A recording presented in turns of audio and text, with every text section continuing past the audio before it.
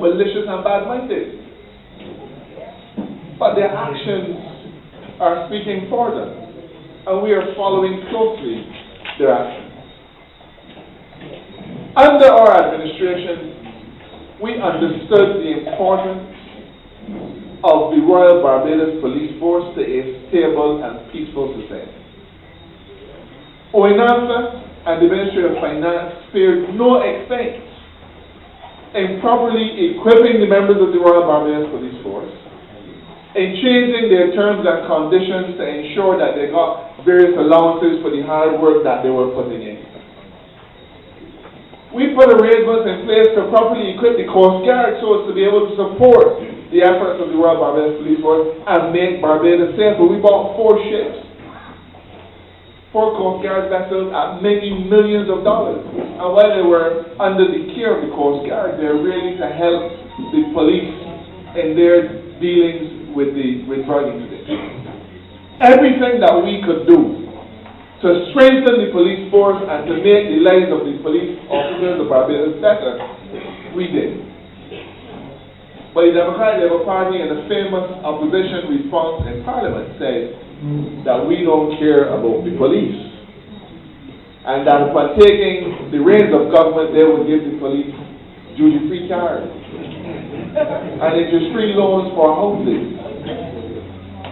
But where are those promises today? Instead, what the police have been visited with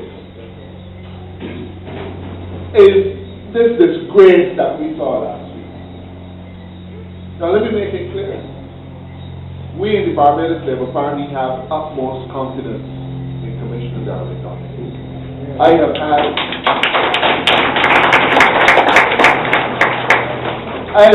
have seen Darwin Dunning shine and tower head and shoulder above every other police commissioner in the region when we were working on security issues for Cricket World Cup, events that went on in Barbados without any hitch whatsoever. He is truly a first-class public servant and a first-class and dedicated police officer. But I remind you that notwithstanding that the then said there will be no night of the long night, they have an albatross around their neck, you see, because in their mind, anybody in this country that received a promotion under the Barbados Labour Party administration is a beast. Never heard anything so absurd in my life. We moved unemployment from 25% down to 6%. So we gave jobs to how many people? Maybe 30,000 people. You mean all them were Dems? All them were Bs? All them were Bs? But they have this albatross around their neck that as long as an individual was recognized for their performance and recognized for outstanding work, that the Dems hold the view, man, that body has to be a Bs. Preposterous. We promoted at the QEH individuals. I believe, Jerome, we gave him the opportunity to serve as CEO. And that was an individual who I understand was going around to them in the time go at one point. Because, and I know some of you will feel a little aggrieved by it, but we felt that Barbadians and Barbados had the right to benefit from the skills of all of their individuals. And so as long as an individual has something to offer, we gave them that opportunity. I do not know that Darwin Dunning is any beast. I was the Attorney General and I never discussed politics on any occasion. He always focused on the work that he had to do as Commissioner. But we have now come to the point, ladies and gentlemen, when it appears as though the government is prepared to stand by and weaken our capacity to maintain law and order by charging a police commissioner with 4 of the most trivial and idiotic charges that anybody could ever think of. You know, the commissioner of police should be going to work every day concentrating on how to fight drugs in this country, concentrating on how to keep you and I safe in our home by day and by night. Concentrating on ensuring that the foreign criminal element that is so anxious to get into Barbados has to stay on the outside. But instead, the Commissioner of Police is forced to operate as if he has to avoid a banana peel every time he steps forward. And so we are charging a Commissioner of Police with stating a falsehood, namely that suspended officer, I do not know who does not state a falsehood. My daughter says to me, "Daddy, you know any money?" I say, "No, darling, I'm broke." Some of you may think that is such an egregious and outrageous falsehood. Oh yeah? Are you going to get home early? Yes. This ranks with that. Namely, this is the falsehood. Namely, that suspended officer Sergeant Carlos Thompson, what? Did not have use of a government car while on suspension. No, good Lord. Why would a Commissioner of Police know?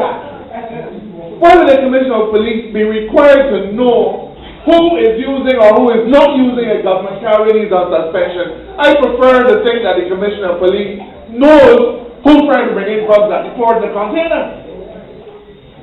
I prefer to know that, not to know that some sergeant did not have use of a government car while on suspension. I mean, is that the kind of thing now that we want to chase home a whole Commissioner of Police for? Repeated failures to brief Deputy Commissioner of Police were behind. Well, you know, I'm sure that you are as troubled as me. I cannot say if the Commissioner did or did not brief Bernie. Bernie is the Commissioner's deputy. But you will notice that it isn't in no standing orders, you know. They're saying that he failed to brief Bernie Hines contrary to an undertaking given to the permanent secretary. I mean, that's it.